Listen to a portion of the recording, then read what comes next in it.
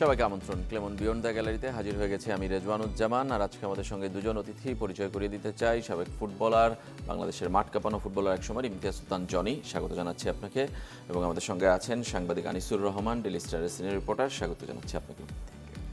আমরা কথা বলবো ফুটবল নিয়ে। বলছিলাম ইমতিয়াজ সুলতান জনি এবং আনিসুর রহমান আছেন আমাদের সঙ্গে। আপনারাও চাইলে অংশ নিতে পারেন আমাদের এই আয়োজনে। ফোন করতে হবে স্ক্রিনে দেখানো নম্বরগুলোতে।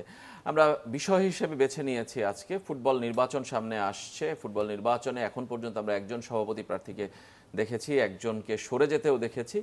তবুও ফুটবলের নির্বাচনকে ঘিরে নানা ধরনের বিভক্তির কথা আমরা শুনতে পাচ্ছি। এই বিভক্তিটা আসলে কাম্য কিনা সেটা আমরা নিয়ে আলোচনা করব দুই অতিথির সঙ্গেই। প্রথমে ইমতিয়াজ সুলতান জনিকে জানতে চাই যে একটা হলো কাজী সালাউদ্দিনের সরে যাওয়া, তরফদার রুহুল আমিনের আগমন সভাপতি প্রার্থী হিসেবে। দুটোকে আপনার দৃষ্টিকোণ থেকে কিভাবে ব্যাখ্যা করবেন? মানে আপনি সালাউদ্দিনের বিপক্ষে কিংবা প্রতিবাদে অনেক সময় ছিলেন, আবার একসঙ্গেও ছিলেন কখনো কখনো। সেই জায়গা থেকে এখনকার অবস্থানটা আপনার কি জানতে চাই। আপনার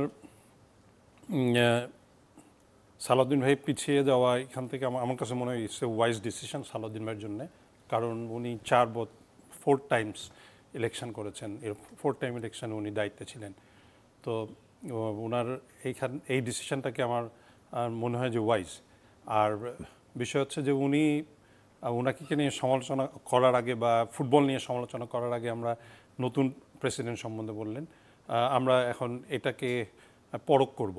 কারণ বলা যাবে না এমন মানুষ না যে ওনার ফুটবলে রুহুল আমিন তরফদার সাহেব এমন মানুষ না যিনি ফুটবলের জন্য অনেক কিছু করে ফেলেছেন। সো সেই জায়গা থেকে আমরা এটা পরখ করছি যে কোথায় ওনার অবস্থান দাঁড়ায় এবং উনি কোন পর্যন্ত কিভাবে যান। কারণ এখন একটা বিষয় খুব জরুরি, সেটা হচ্ছে যে আমাদের একজন প্রেসিডেন্ট, স্পেশালি ফুটবল ফেডারেশনের প্রেসিডেন্ট, আমাদের একজন খুব যোগ্য লোক দরকার, যে ফুটবলকে অর্গানাইজ করবে, পুরো মানে সবাইকে একত্রিত করবে এই জায়গায়। আমি মনে করি যে এরকম একজন প্রেসিডেন্ট আমাদের দরকার। তো সেই জায়গাটায় উনাকে পরীক্ষা দিতে হবে আমার কাছে মনে হয়, যে উনি যদি দায়িত্ব পান। আর এরপরে আমরা দেখতে পারি, এখনো তো জানি না আরও কেউ এই ইলেকশন করবে কিনা বা আর কারো করার আগ্রহ আছে কিনা। আমরা আগ্রহের জায়গাটা একটু আনিস ভাইয়ের কাছে জানতে চাই। যেটা আমি বলছিলাম যে বিভক্তির জায়গাটা আমরা এখনো দেখছি। আমি যদি বলি যে 5 আগস্ট পরবর্তী বিভিন্ন সংস্কারের কথা বলা হচ্ছে, সেখানে ক্রীড়াঙ্গনও এসছে আলোচনায়, এবং ক্রীড়াঙ্গনে ক্রিকেটের পর ফুটবলের সংস্কার নিয়েও কথা হয়েছে, এবং কাজী সালাউদ্দিনের বিদায়ের জন্য প্রতিবাদ হয়েছে, মানববন্ধন হয়েছে, মিছিল হয়েছে। সেখানে বিএনপিপন্থী সংগঠকরাই একটা বড় ভূমিকা রেখেছে এই প্রতিবাদে। তরফদার রুহুল আমিনের সভাপতি হওয়ার ক্ষেত্রেও আমরা দেখলাম যে তিনি যেদিন ঘোষণা দিলেন সেখানেও বিএনপি পন্থীদের একাংশের উপস্থিতি দেখেছে। আরেক অংশ বলছেন যে তার জায়গায় তাবিতাওয়ালকেও তারা চান। এটা আমাদের শোনা কথা এবং জানা কথা। আপনি যদি বলেন এই বিভক্তিটা ভালো না খারাপ, মানে প্রথমে এটা জানতে চাই। আর তরফদার রুহুল আমিনের প্রার্থী হিসেবে ঘোষণা দেওয়াকে কিভাবে দেখছেন? মানে আমি আপাতত বিভক্তি এই জন্যই দেখতে চাচ্ছি না, যে কারণ দুইজনই আসলে ফুটবলের লোক। একজন ধরেন যে তাবিদ আওয়ালের কথা যদি বলি, যে সে 2 টার্মে ভাইস প্রেসিডেন্ট ছিল। গতবার সে আসলে যে 1 ভোটে হেরে, প্রথমে টাই হয়েছিল, পরে টাই হয়ে মানে হেরে গেল। আর রুহুল আমিন তরফদারের কথা যদি বলি, সে ধরেন যে সাইপে স্পোর্টিং সে তৈরি করেছিল, সেটা টপ লেভেলে এসে খেলছে, আবার সে বের হয়ে গেছে, এবং অ্যাট এ টাইম সে হলো আপনার চিটাগাং আবাহনীরও ফাইন্যান্সার ছিল আর কি। দুইজনই ফুটবলের মানুষ হিসাবেই আমি দেখতে চাই। এবং আমার মনে হয় যে এই দুইজনকে নির্বাচনের কথা যদি বলি, এখনো তফসিল ঘোষণা হয়নি বা তাবিদ আওয়াল নিজে এখনো ডিক্লেয়ার করেনি, যেটা হলো রুহুল আমিন তরফদার করেছে আসলে। যে তাতেই বোঝা যাচ্ছে যে রুহুল আমিন এখনো পর্যন্ত একক ক্যান্ডিডেট। আমার মনে হয় যে যখন নির্বাচন আসলে যে ডেমোক্রেটিক যে বিষয়টা বলা হচ্ছে, যে বিএফএফের নির্বাচনে অর্গানাইজাররা আমার মনে হয় যে রাইট পারসনকেই বেছে নিবে আর কি। এবং যেই আসুক এখানে, আমার মনে হয় যে ফুটবলটা, যেটা হলো জনি ভাই বললো, যে আসলে প্রেসিডেন্ট হলো অন্যান্য ফেডারেশনের তুলনায় ফুটবল ফেডারেশনের আর ক্রিকেটে আসলে বোর্ডের প্রেসিডেন্টই হচ্ছে আসলে সব কিছু, মানে ফোকাস, এবং তাকে নিয়েই আসলে যে পরিচালিত হয়, যে একটা ফেডারেশন খেলা কোথায় যাবে, কত দূরদৃষ্টিতা ডিপেন্ড করে। তো সেই জায়গা থেকে আমার মনে হয় যে ইলেকশনে আসলে কাউন্সিলররা হলো রাইট ক্যান্ডিডেটকেই বেছে নেবে। মানে আমি আপাতত, যেহেতু দুইজনে ফুটবলের লোক, আমি হলো কোনো বিভক্তি দেখছি না, যে আপনার স্বাভাবিকভাবে আমার পছন্দ একজনের হয় আমি তার দিকে যাব, আমার পছন্দ হয় আরেকজনের দিকে আমি তার দিকে যাব, এটা তো একদম নর্মাল বিষয়। বাট ইলেকশন হোক এবং নির্বাচনে যে কোনো একজন আসুক। আপনি বলেন যোগ্য ব্যক্তিকে বেছে নেবে ভোটাররা, তাহলে আগের 4 টার্মের ইলেকশন নিয়ে কাজী সালাউদ্দিনের মেয়াদে প্রথম টার্মটা আমি যদি বাদ দিই, বাকি 3 টার্মে নানা ধরনের আলোচনা হয়েছে, ভোটাররা যোগ্য ব্যক্তিকে কি আসলে বেছে নিতে পেরেছেন কিনা প্রভাব মুক্তভাবে, সেই প্রশ্নটা কিন্তু ছিল। সেই কোশ্চেন আপনি করতেই পারেন। আমি যদি হলো 2008 সালের কথা বলি, যে আপনার কাজী সালাউদ্দিন এবং আমিন আহমেদ চৌধুরী, তাদের ভিতরে যাকে কাউন্সিলররা বেছে নিয়েছিল, অবশ্যই আপনার হলো কাজী সালাউদ্দিন যোগ্য ছিল, নো ডাউট। কাজী সালাউদ্দিন যোগ্য ছিল, তার হলো ফুটবল ব্যাকগ্রাউন্ড, তার সব কিছু মিলে সে যোগ্য ছিল। কিন্তু সে তার যোগ্যতা পরবর্তীতে আসলে সে প্রুভ করতে পারেনি। সে যতটা যে স্ট্যান্ডার্ডের ফুটবলার ছিল, যে অর্গানাইজার হিসেবে সে তার ধারে কাছে যেতে পারেনি, একদম সোজা হিসেবে। আর নির্বাচনের কিন্তু কথা তার বললে, সঙ্গে যারা প্রার্থী ছিল তারা তো তার চেয়ে কম যোগ্য ছিল প্রেসিডেন্ট ইলেকশন আমি বলছি, তাহলে তো সেই হিসাবে সে যোগ্যই না যোগ্য। হ্যাঁ, আমি যদি আবার অর্গানাইজারের দৃষ্টিকোণ থেকে যদি বলেন, যে প্রথমবার আমিন আহমেদ চৌধুরী যখন হলো কন্টেস্ট করলো, তার প্রধানই ছিল, কারণ সে হলো 90-এর সাব চ্যাম্পিয়নশিপে ফুল বাংলাদেশ অর্গানাইজিং এর ওপেনিং এবং ক্লোজিং এ সে একটা ভূমিকা রাখছিল, এবং সেটা ধরেই আসলে যে আপনার হলো আমিন আহমেদ চৌধুরী আসছিল। আমি যদি আর একটু করি, যে কাজী সালাউদ্দিন বরাবর আবহানীতে খেলে আসছে, এবং তাদের এগনেস্টে যারা নির্বাচন করছিল, বাদলদা, হারুন ভাই, তাদের এক্সপেক্ট ছিল কিন্তু যে আপনার কাজী সালাউদ্দিন আমাদের হয়েই নির্বাচন করবেন, তাই না? কিন্তু যখন কাজী সালাউদ্দিন ভাই আরেক প্যানেলে নির্বাচন করলেন, তখন তারা কিন্তু একটা প্রার্থী তাদের দরকার ছিল, তারা দাঁড় করিয়েছে। আর তারপরে 3 নির্বাচনের কথা যদি বলেন, তারপরে সে আনঅপোজড হয়েছে, ঠিক আছে। এবং নির্বাচনের যদি কথা বলেন, যে আমরা কাউন্সিলরদের সাথে বা ভোটারদের সাথে আলাপ করে সর্বশেষ নির্বাচনে আসলে সেখানে এক্সটার্নাল ইন্টারনাল আসলে ইনফ্লুয়েন্স ছিল, প্রভাব ছিল সেখানে। এবার থাকবে কিনা আমরা আলোচনা করব, তার আগে দর্শক আছেন, একটা ফোন নিয়ে আসতে চাই। দর্শক পরিচয় জানিয়ে প্রশ্ন অথবা মতামত যেটাই হোক জানাবেন। আসসালামু আলাইকুম। ওয়ালাইকুম আসসালাম। আমি চট্টগ্রাম থেকে আলী বলছিলাম। জি বলেন। আচ্ছা, আমার প্রশ্নটা হলো আপনাদের সবার কাছে, হ্যাঁ, আপনারা যারা এই যে ক্রীড়া নিয়ে কাজ করছেন, বিশেষ করে ফুটবল নিয়ে, সালাউদ্দিন সাহেব চলে গেছেন, উনি একসময় বাংলাদেশের নাম করা একজন ফুটবলার ছিলেন, কিন্তু উনি 4 টার্মে কিছু করতে পারেন না ফুটবলের জন্য, বরঞ্চ 52 থেকে মনে হয় 92 নিয়েছে উনি। আচ্ছা, র্যাঙ্কিংয়ে। জি জি বলেন। হ্যাঁ, আচ্ছা, এখন তরফদার রুহুল আমিনকে নিয়ে সবাই মাতামাতি করছে। রুহুল আমিন সাহেব তো পোল্টিবাজ, উনি সালাউদ্দিন সাহেবের সাথে ফাইট দিয়ে পারে নাই, বিধায় উনি সরে গেছে। জি, এখন উনি সালাউদ্দিন সাহেব চলে যাওয়ার পরে উনি এখন ফাঁকা মাথায় গোল দিতে চাচ্ছে। এই ধরনের আমার বাবুল ভাইকে সরাসরি আমি বলতেছি, বাবুল ভাইয়ের খেলা আমি দেখে আসছি, আমার খুব একজন মানে মাইডিয়ার লোক, তো এই ধরনের একজনকে দিয়ে কি ফুটবলের উন্নতি সম্ভব? ধন্যবাদ আপনাকে আপনার প্রশ্নের জন্য। জনি ভাই, এই প্রশ্নের ব্যাখ্যাটা দেওয়ার আগে আমি একটু যোগ করে যাই, যেটা আনিস ভাই বলছিলেন যে তরফদার রুহুল আমিনও ফুটবলের লোক, তাবিতা হলো ফুটবলের লোক। ফুটবলের লোক হওয়া এক জিনিস, আর ফুটবল ভালোবাসা কিংবা ফুটবলের প্রতি অনুরাগ থাকা সেটা আরেক জিনিস কিনা, কিংবা তরফদার রুহুল আমিন আসলে যেটা উনি বলছিলেন পোল্টিবাজ, আমি জানি না যে এটা সত্যতা। গতকাল উনি একটা প্রেস কনফারেন্স করে বলেছেন যে উনি আগের সরকারের সাথে কোনো ব্যবসায়িক সুবিধা নেননি। তিনি বলছিলেন যে নানা কারণে তাকে চাপে থাকতে হয়েছে, যে কারণে ক্রীড়াঙ্গন থেকে তিনি সরে যেতে বাধ্য হয়েছেন।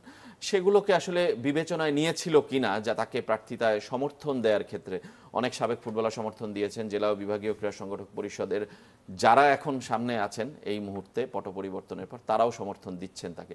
এগুলো বিবেচনায় নিয়েই দিচ্ছেন, নাকি আনিস ভাই যেটা বললেন যে প্রভাব মুক্ত নির্বাচন হবে কিনা, আমি প্রভাব যুক্ত হবে কিনা, সেই প্রভাবের অংশ তিনি হবেন কিনা? অনেকগুলো প্রশ্ন আপনাকে করলাম। অনেকগুলো প্রশ্ন, এই প্রশ্নের উত্তর দেওয়া অনেক কঠিন, কারণ অনেক কিছু আপনারা জানেন যে এর আগের যত মানে অ্যাটলিস্ট 2টা বা 3টা ইলেকশন আমি যদি বলি, লাস্ট 3টা ইলেকশনে ম্যানিপুলেশন হয়েছে। তো এই জায়গায় যদি ম্যানিপুলেশন হয়, এখন তরফদার রুহুল আমিনের এগেনস্টে যদি কোনো প্রতিদ্বন্দ্বী না থাকে, তাহলে তো আপনার এককভাবে এটা হয়ে যাবে। কিন্তু উনি যেমন কিছু ফুটবলের জন্য করেছেন, আমার একটা কোশ্চেন, উনি এত কিছুর মধ্যে সাইফ স্পোর্টিংকে কেন সরিয়ে নিলেন? সেখানে নিশ্চয়ই কেউ প্রভাব বিস্তার করেনি, কিংবা ক্লাব হ্যাঁ, সরিয়ে ওটা নিতে তো নিশ্চয়ই তার কেউ ক্লাব প্রভাব ছিল দিয়েছে, না। এটা আমি বিশ্বাস তো করা এটা একটা কঠিন। কোশ্চেন ওনার বেলায়, এবং উনি যদি ফুটবলে থাকতে চান সব সময় যে কোনো অবস্থায় থাকতে হবে। লাস্ট ইলেকশনে কিন্তু উনি যখন চলে যান তখন কিন্তু ওনার সাথে যারা ছিলেন তারা কিন্তু একটা অবস্থার মধ্যে পড়ে গেছিল, শূন্যস্থানের ডেফিনেটলি একটা প্রেসিডেন্ট ছাড়া ইলেকশন হয় কিনা।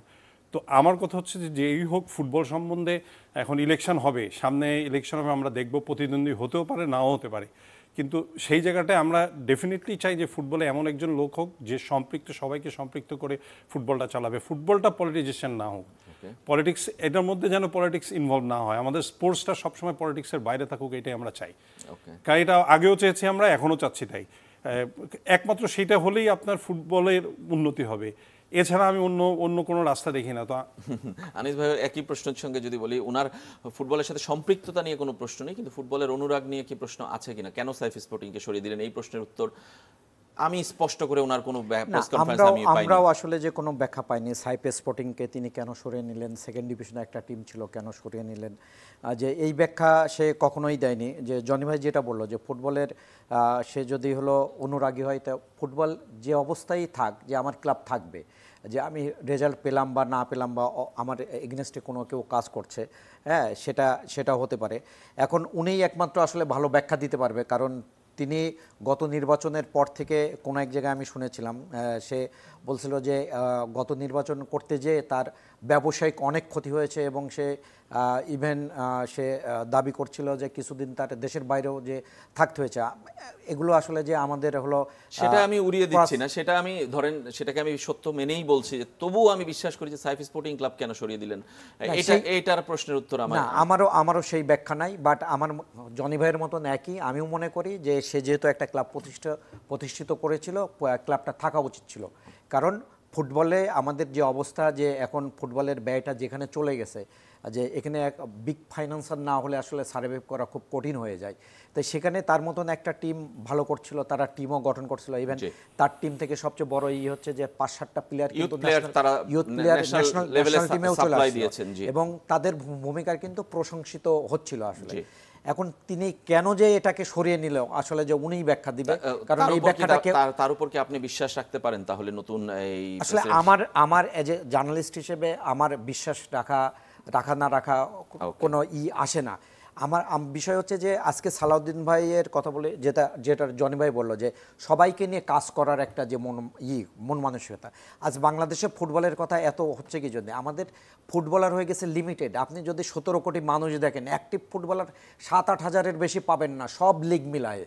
তা 17 কোটি মানুষের ভিতরে যদি 7-8 হাজার মাত্র, সেটা অনেক সংখ্যা বলেছেন আপনি, 7-8 আমি সেটা বলছি, 7-8 হাজার যদি ফুটবলার হয়, তাহলে এখান থেকে আপনি উপরে উঠবেন কিভাবে? আপনি জার্মানিতে 60 লক্ষ ফুটবলার, জার্মানির মতন যারা বিশ্বকাপ চ্যাম্পিয়ন হয় তাদের হলো 60 লক্ষ ফুটবল খেলে।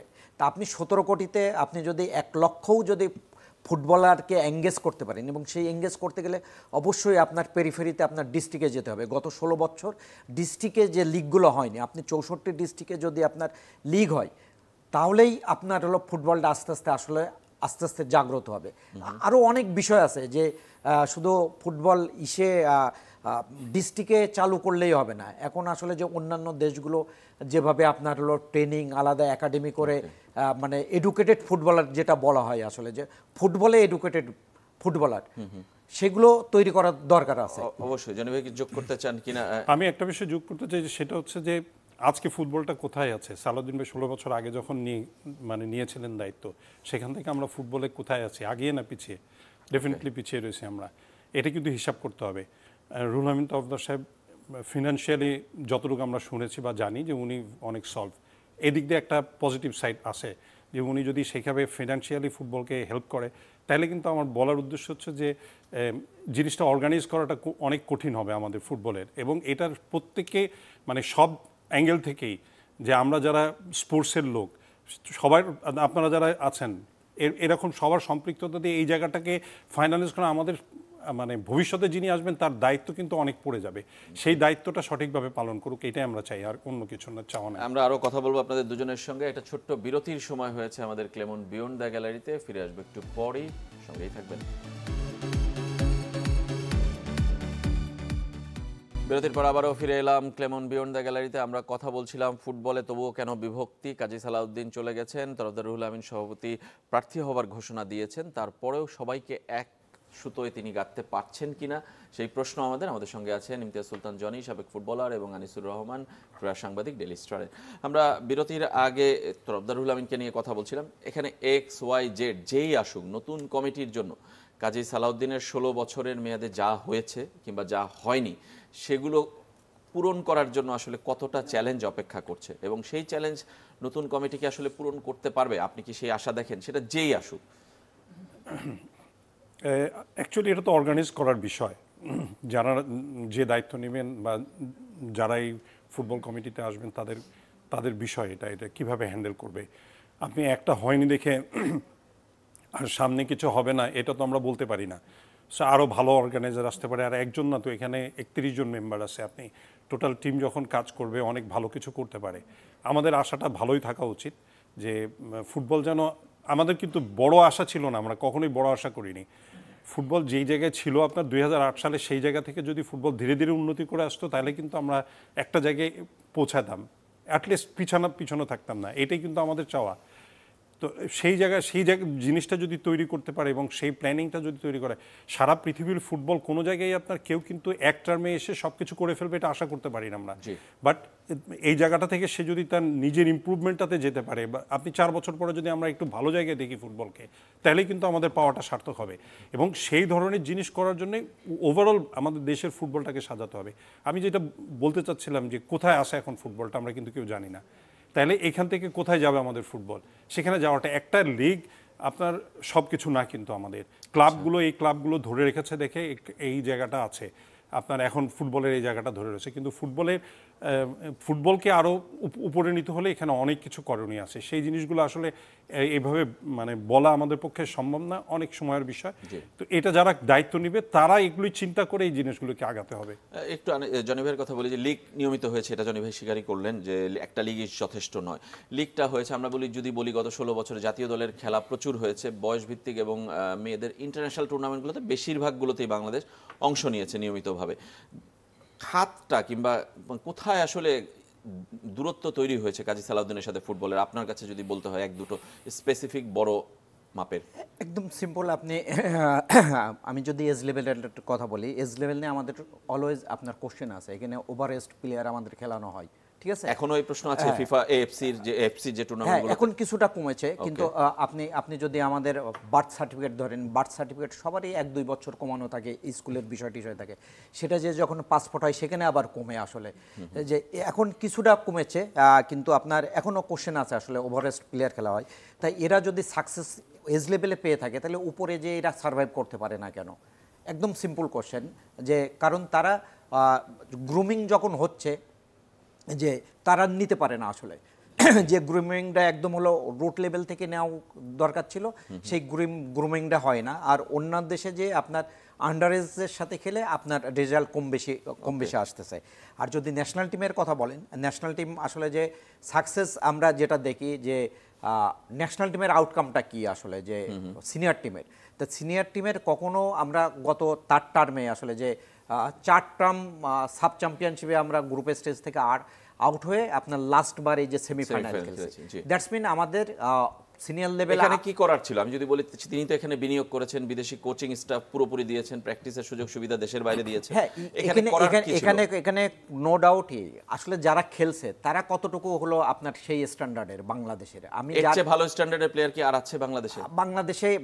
16 বছরে আপনি রুট লেভেল তো মানে ইগনোর করছেন। আপনি হলো আপনার এডুকেটেড ফুটবল তৈরি করেননি, আপনি প্রপার ট্রেনিং দেননি, সেই জায়গাটাই ঘাটতি ঠিক আছে?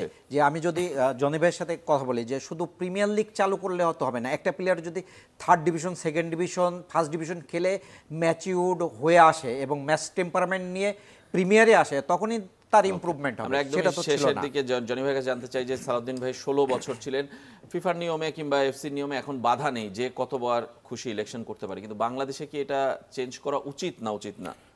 অবশ্যই উচিত। যেখানে ফিফার মতন একটা অর্গানাইজেশন 3 টাইমসে বেশি করে না, সেখানে এটার বাধা থাকাই উচিত। আপনার, আমার তো মনে হয় যে আরও কমিয়ে দেওয়া উচিত, 2 টাইমস করা উচিত। তাহলে আপনি যে আকর্ষণ বা এটার 3 টাইমস ইজ ওকে, বাট আমাদের কথা চিন্তা করলে যে যদি পরিবর্তন চাই, আমরা ভালো কিছু দেখতে চাই, তাহলে করার আগ্রহ থাকবে কারো। আর এই কম্পিটিশনটা তো আসতে হবে, আপনি চাইলেই যত খুশি করতে পারবো আমি, এটা তো ঠিক না। তো 3 টাইমসের বেশি কোনোভাবেই হওয়া উচিত না এটা। ধন্যবাদ আপনাদের দুজনকে। আমাদের সময় আসলে একদমই শেষ। অনেক আলোচনা করার ছিল। ফুটবল নির্বাচন আসছে, ফুটবল বাংলাদেশের অন্যতম জনপ্রিয় খেলা এবং এই খেলার প্রতি আগ্রহ আকর্ষণ সবারই বেশি, তাই নেতৃত্বে কে থাকছেন সেটাও আগ্রহের জায়গায় থাকে। আসছে 26শে অক্টোবর নির্বাচন, আমরা নজরে রাখছি যে কে হচ্ছেন বিএফএফ এর সভাপতি। সবাই ভালো থাকবেন, আজকের মতো এখানেই শেষ করছি।